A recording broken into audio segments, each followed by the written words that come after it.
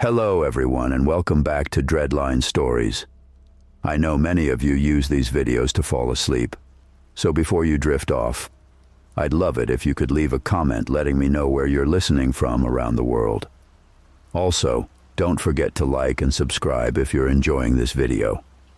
I never thought of myself as the type to end up lost in the woods, but that's exactly what happened last September when my cousin Drew convinced me and his buddy Rich to go on a primitive camping weekend in the remote parts of the Allegheny National Forest. Primitive, in Drew's mind, meant no GPS, no campsite, no designated trails, just three guys, backpacks, and an old paper map that might as well have been scribbled by a drunk pirate.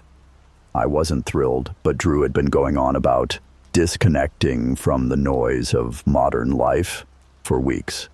So we left my Honda parked on the shoulder of a dusty logging road and started hiking in around noon. The first few hours were great. The sun filtered down through towering oaks and hemlocks. The air was sharp with early fall chill, and there was this absolute silence that you only get deep in the woods.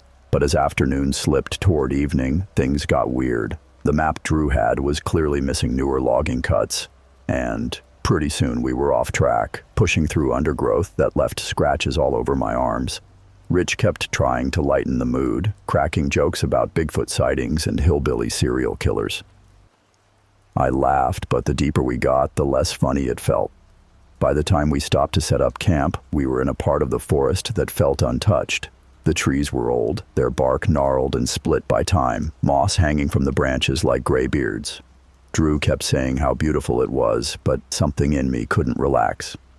That night, after we built a small fire and roasted sausages, Rich pulled out a flask and we passed it around. Drew started telling this long story about an old family legend, something about a woman in our family line who'd gotten lost in these very woods a century ago and was never found. I didn't think much of it. We were half drunk, and Drew loved ghost stories. But when we finally crawled into our tents, a sort of crushing quiet set in. I lay there listening to the wind move through the leaves, trying to find comfort in it. That's when I heard something else. It wasn't the wind. It was a low hum, almost like chanting, rising and falling in a slow rhythm. I thought maybe it was Rich snoring weird, but when I peeked out of my tent, I saw Rich standing near the edge of the small clearing, facing the trees. "Rich!" I called. He didn't answer, didn't even flinch, just stood there, head cocked slightly like he was listening to something. I zipped my jacket and went over, grabbing his shoulder. He jolted, eyes wide and glassy. "Dude, what the hell are you doing out here?" I whispered. I thought I heard someone calling my name," he said, voice shaky. A woman's voice. It sounded like it was coming from deeper in there. He pointed into the dark tangle of trees. Drew joined us, flashlight beam dancing over branches. "Probably a fox or something," he said, but there was no conviction in his tone. None of us slept much after that. The next morning was worse. We woke up to find small piles of stones arranged around our tents, deliberate stacks, each with a feather or tiny bone perched on top. Drew tried to play it off as some local kids messing with campers, but there hadn't been a sign of another human out here. No voices, no campsites, no footprints, just us. Rich wanted to pack up and head back to the car immediately. I agreed.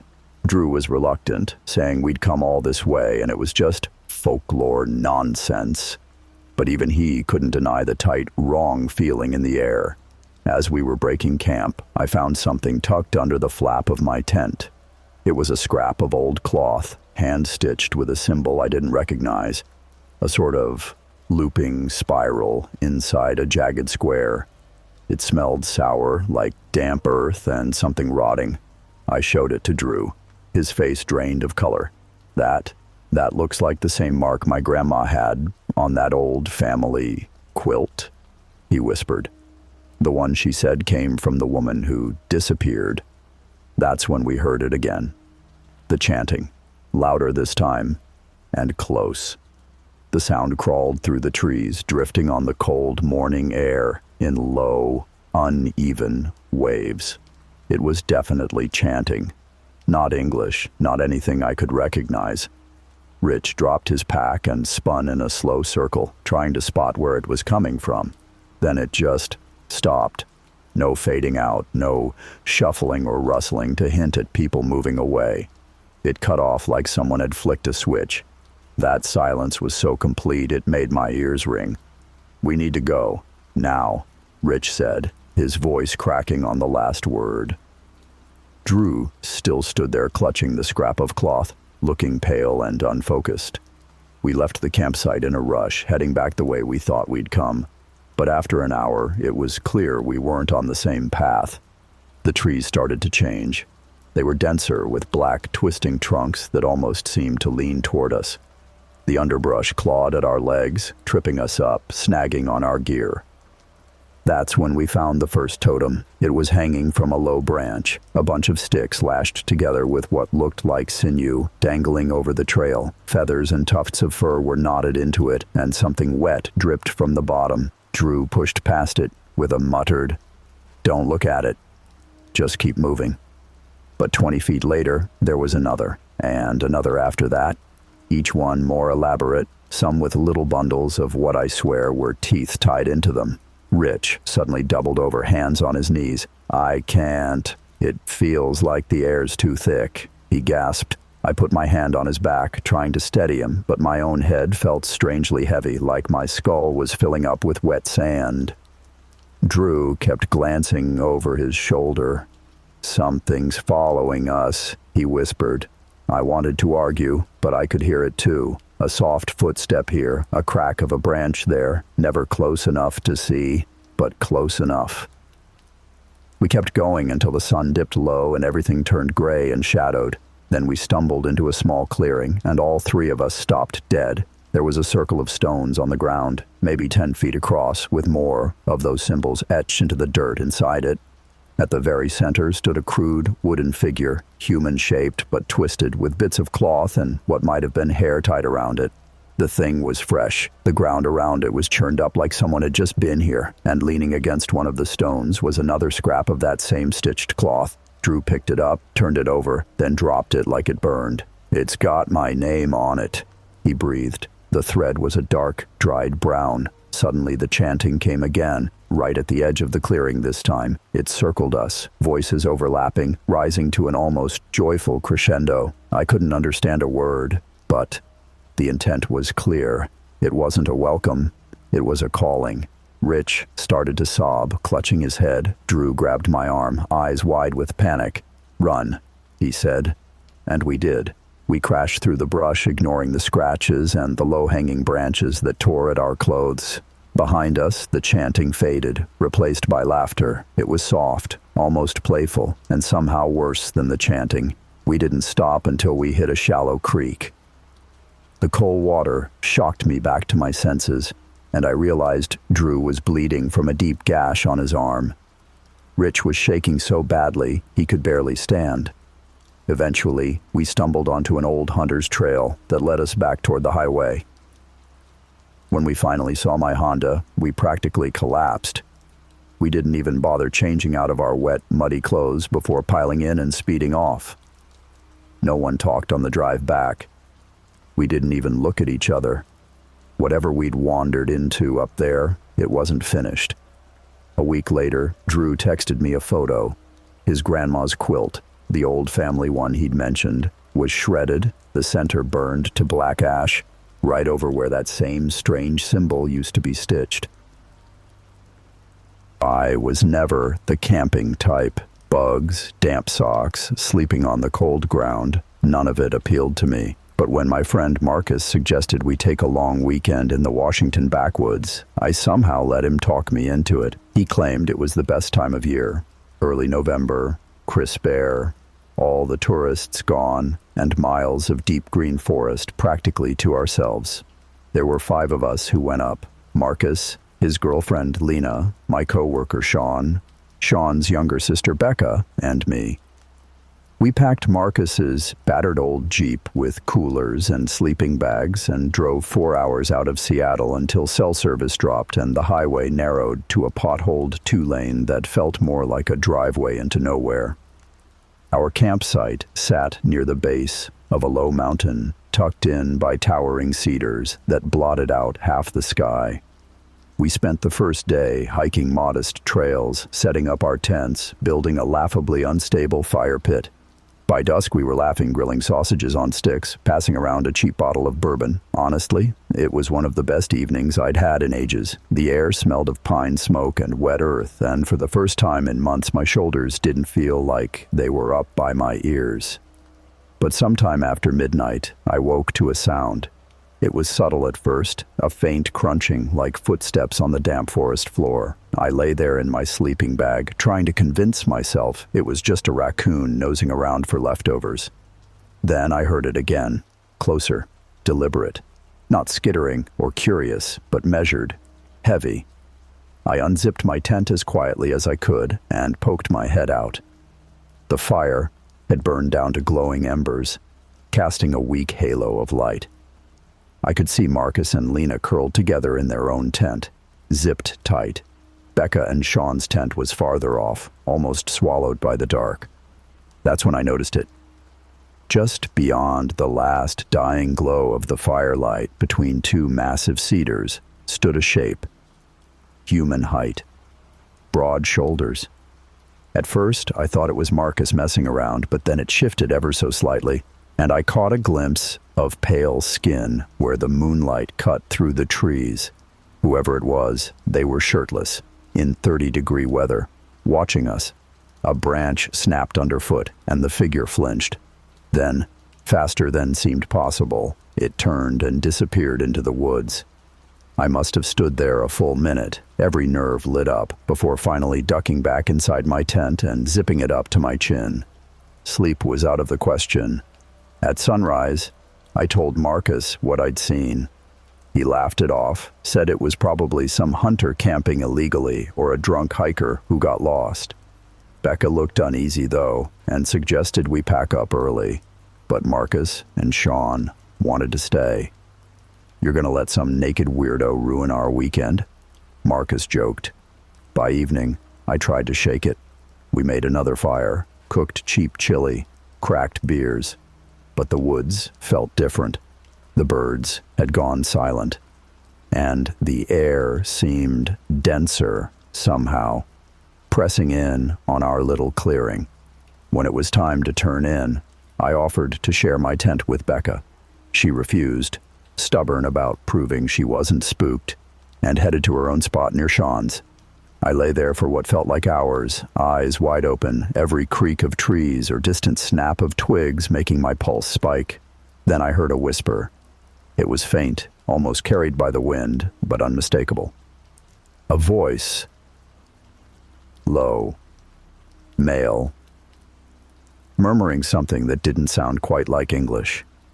It was close, maybe only a few feet from my tent wall. My stomach dropped as I strained to listen. Another voice joined it, higher, breathless, almost giggling. Then silence.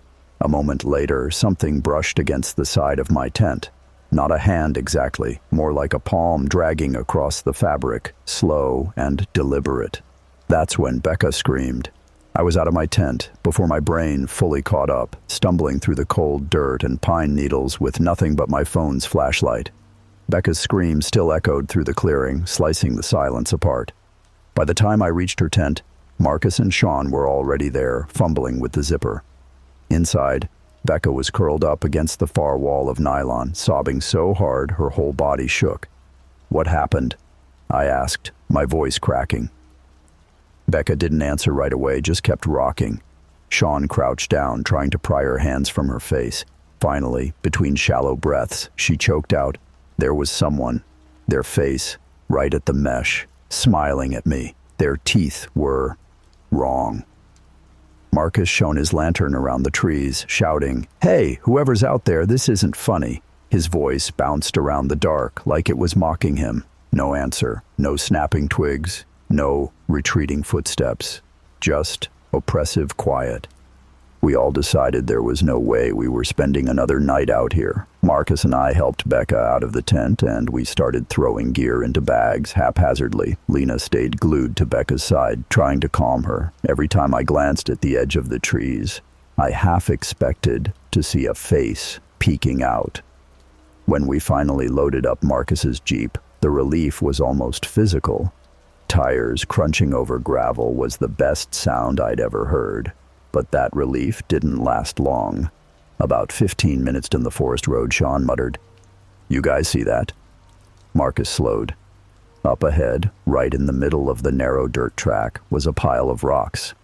Not random, carefully stacked, maybe 2 feet high. Balanced on top was something small and dark. Marcus stopped the Jeep and flicked on the brights. It was a bird, or what was left of one. Head twisted almost clean off, wings arranged like someone was trying to make it look peaceful.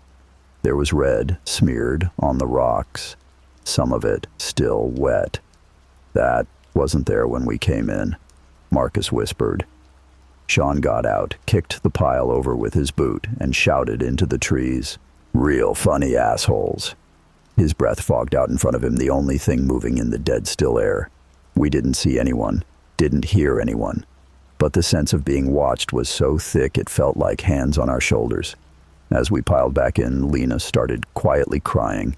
The rest of the drive was a blur of shadows and nerves. Every so often I thought I caught movement in the trees, a quick dart of pale skin or a flash of eyes reflecting the headlights. But by the time we reached the main highway, it was gone.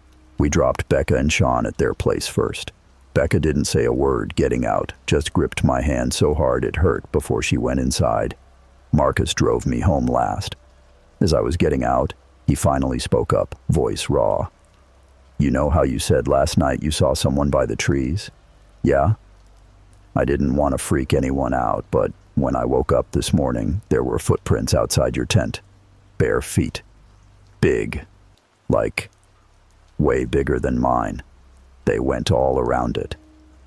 For a second I couldn't move, just stood there on my dark porch, keys in hand. "Why didn't you say anything?" I finally managed. "I thought it was over," he said, "that we were safe once we left." Neither of us said what we were thinking, that maybe some things don't stay in the forest, that maybe something decided to follow us out.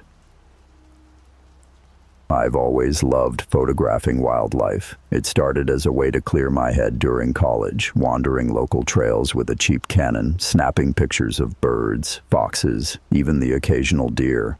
By the time I was 30, it had become an obsession. I'd save up vacation days just to spend weeks in remote spots where I was less likely to see people than bears. Last October, I decided to treat myself to a solo trip in northern Minnesota. I rented a modest cabin off a gravel road that twisted deep into the Superior National Forest. The nearest town was over 30 miles away, just a speck on the map, and the property owner who gave me the keys warned me the area got proper dark at night. Exactly what I wanted. The first few days were perfect. I'd wake before dawn, sling my camera over my shoulder, and spend hours bushwhacking through towering pines and aspen, following animal tracks through damp underbrush. In the afternoons, I'd come back to the cabin to make sandwiches and sort through hundreds of shots. Chipmunks frozen mid-leap, hawks stooping on prey, the sun slanting through trees like gold dust. By the fourth night, the temperature dropped hard. I bundled in flannel and built a fire, settling in with a mug of spiced rum and my laptop. Around 9 p.m., I heard what I first thought was the wind. Then it grew steadier, more rhythmic. Footsteps crunching slowly across the bed of fallen leaves outside. Too heavy to be a raccoon, too deliberate to be a deer.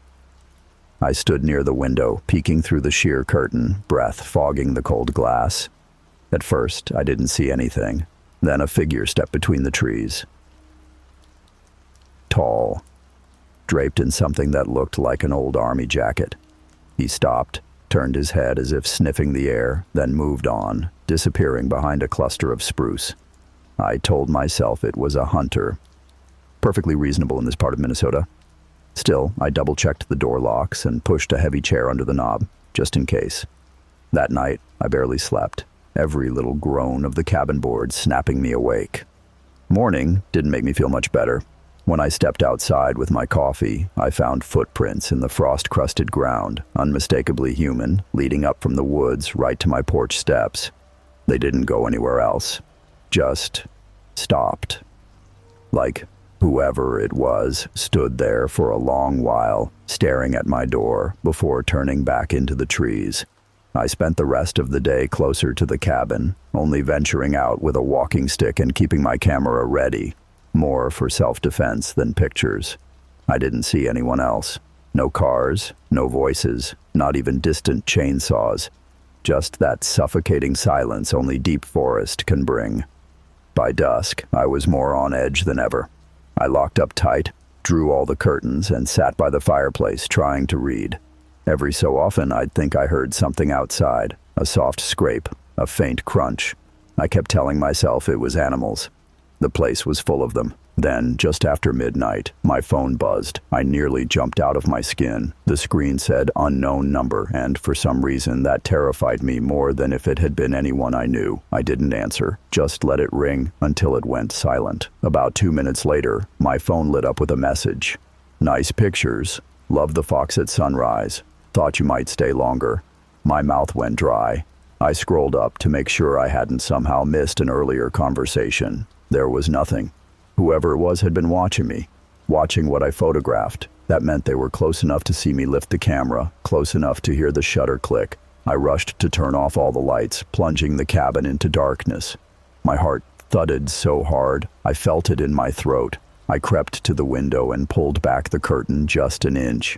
There, standing maybe 20 feet away at the edge of the clearing, was that same figure. Even in the darkness, I could see the outline of the heavy coat, the way the shoulders slumped slightly forward. Whoever it was, they just stood there, staring at the cabin, watching.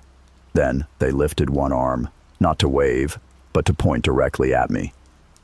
I dropped the curtain and stumbled back, nearly knocking over the small table by the door. I didn't sleep at all that night. Every hour or so, I'd peek out the window. Sometimes the clearing was empty. Other times, he was there again, closer, always, watching. At first light, I threw everything into my car without bothering to pack properly. Drove nonstop until I hit Duluth, where I finally felt like I could breathe again.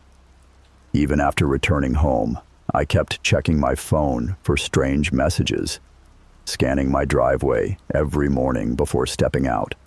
I never went back to Minnesota. And these days, when people ask why I don't do solo trips anymore, I just smile and say I got tired of the cold. But the truth is simpler.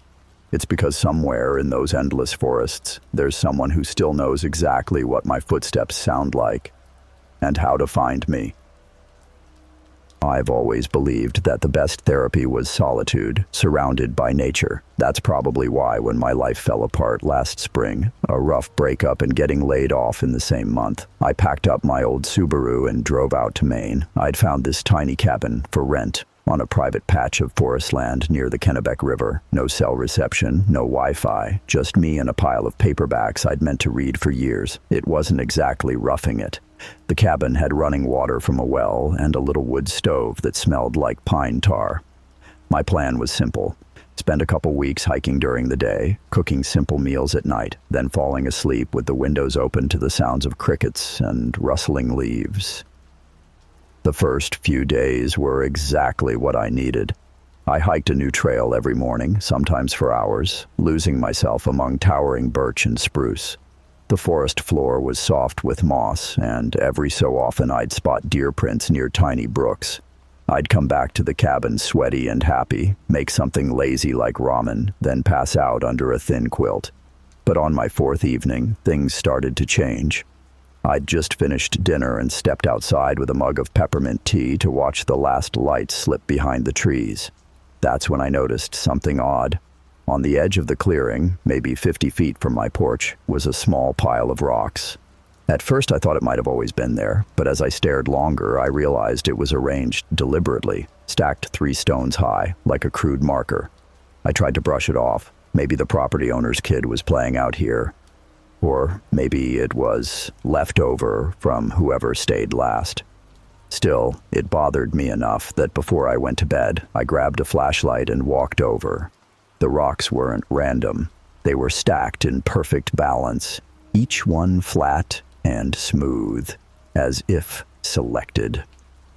Worse, the soil around them was freshly disturbed, dark, and damp. That night, I barely slept. Every crack of a branch outside jolted me awake. At some point near dawn, I thought I heard whispering. It was so faint, I told myself it had to be wind slipping through the cracks of the cabin. By morning, I'd convinced myself I was being dramatic. I went for another long hike to clear my head, and by the time I got back, the stack of rocks was gone. In its place was a single stone, slightly larger, sitting on the exact same patch of earth. I stood there staring at it for a long time, stomach hollow, before finally forcing myself inside. That evening, I locked the door, something I hadn't done the first 3 nights. As I lay in bed reading, I kept glancing at the window, half expecting a face to appear out of the dark. It didn't. Instead, around 1 a.m., I heard soft, deliberate footsteps outside on the pine needles. Slow, circling my cabin, and then a gentle tap on the window by my bed. Just one, like someone testing the glass. I lay there frozen, barely daring to breathe, listening to my own heart race so loudly it seemed to echo in the tiny bedroom. Another minute passed, then another. No more tapping, no more footsteps. Eventually, I managed to reach over and switch off the lamp, plunging the room into darkness. I thought if I couldn't see outside, maybe whoever was out there couldn't see me. Sleep was impossible. I stared at the ceiling for hours, every muscle tensed. The sounds of the forest, normally soothing, owls, insects, the breeze, felt sinister now, like camouflage for something moving just out of sight. At first light, I cautiously stepped outside. The clearing looked exactly as it always had. Birds chirped, sun streamed down between the trees. My car sat there covered in dew. I tried to convince myself that I'd imagined the whole thing. Sleep deprivation could do weird things, right? But when I walked to the side of the cabin, my throat went dry. On the window ledge, directly beneath where I'd heard the tapping, lay a small pile of dirt. Embedded in it were 3 short, broken twigs, arranged in the shape of a crude stick figure. My gut clenched. This wasn't an animal. This was deliberate. Someone had been standing there in the dark, right by my bed, close enough to see me through the glass. I packed my stuff in under 15 minutes. Tossed everything haphazard into my duffel. Books, dirty clothes, leftover food, not caring what got crushed. When I opened my car door, I hesitated. There on the windshield, weighted down by a pebble, was a scrap of torn paper. I picked it up with shaking fingers. "Nice cabin. Don't leave yet. We were just starting to watch you." My hands actually went numb. I dropped the note like it was hot metal and jumped into the driver's seat, locking the doors. The engine struggled for a second. Old car, cold morning. And in that moment I was sure it wouldn't start, that whoever had written that note was standing behind me, ready to open the door. But then it roared to life, and I tore out of the clearing so fast I nearly clipped a tree. I didn't stop until I was back in town, sitting in a gas station parking lot with a coffee I couldn't even drink. My phone picked up signal again, and I called the property owner to tell him I was leaving early. He was polite, but sounded unconcerned. "We've never had any trouble up there," he said. "Probably just kids messing around." Kids didn't leave stick figures on window ledges, or notes telling me they'd been watching. I drove straight home to Massachusetts that same day. For weeks afterward, I'd wake up in the middle of the night, convinced someone was outside my bedroom window. Sometimes I still do. And the worst part, every so often, when I close my eyes at night, I swear I hear those same soft footsteps on pine needles, right outside, circling like whoever was in those woods never quite let me go.